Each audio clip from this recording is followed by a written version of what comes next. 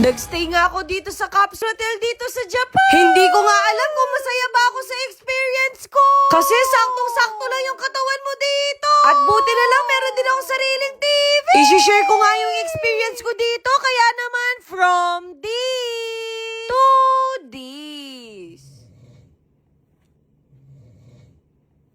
Umabot na nga ako ng alas 10 ng gabi dito sa J-Ship Capsule Hotel. Buti na lang hindi sila fully book kasi wala talaga tayong tutulugan. May locker din sila dito kung saan mo ilalagay yung sapatos mo. At least safe talagang hindi mawawala yan. Kaso naalala ko, burara pala ako sa gabi.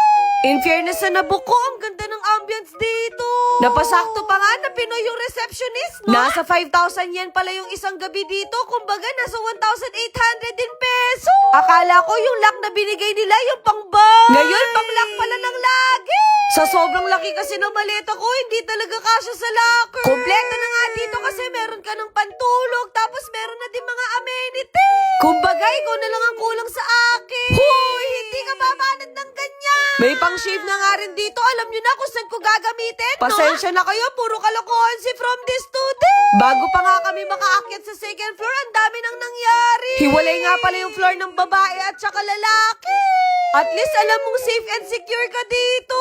Pahirapan nga sa pagbukas ng pinto, na-realize ko kailangan mo palang itap yung card mo. Pasensya na kayo, walang ganito sa Pilipinas.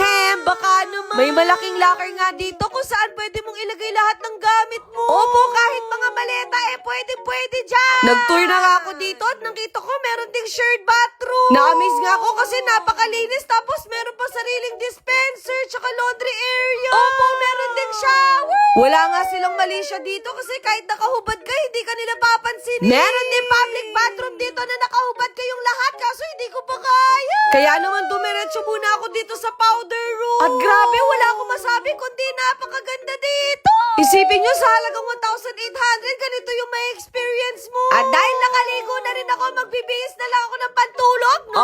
Pak, mabilis ang change outfit.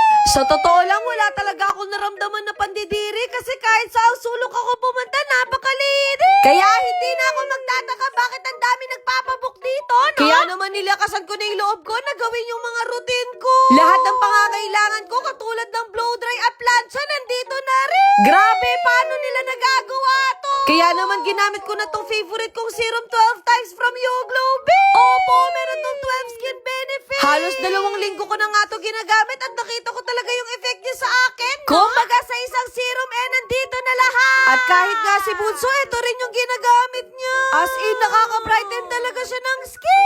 Nakakatanggal din siya ng dark spot, ng pores. Nagbibigay na din siya ng deep hydration at marami pang iba.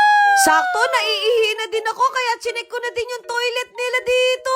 At kahit saan nga ako pumunta, wala akong mababash sa sobrang ganda at linis. Ngayon naman, pupunta na tayo sa magiging kwarto ko. Ganito pala yung itsura ng Capsule Hotel. Meron din silang deluxe room pero mas pinili ko yung standard.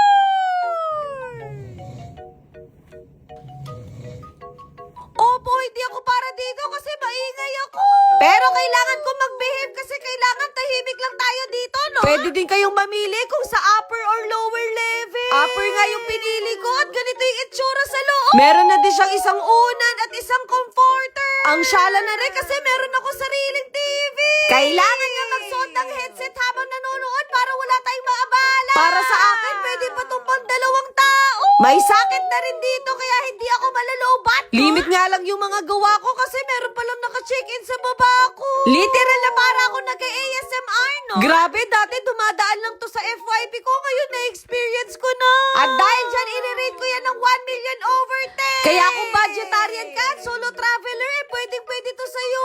Sinama ko nga si Bunso dito kasi hindi siya pwedeng mawala dito, alam niyo naman, kung wala siya, walang magbibideo sa akin. Gusto pa nga niyan tumabi sa akin, pero sabi ko, gusto ko muna ng peace of mind. Balitaan ko na lang siguro kayo kung nakatulog ako na mahimbing dito. Nag-eyemas na rin ako para siguradong wala akong makitang move. Ayun lang.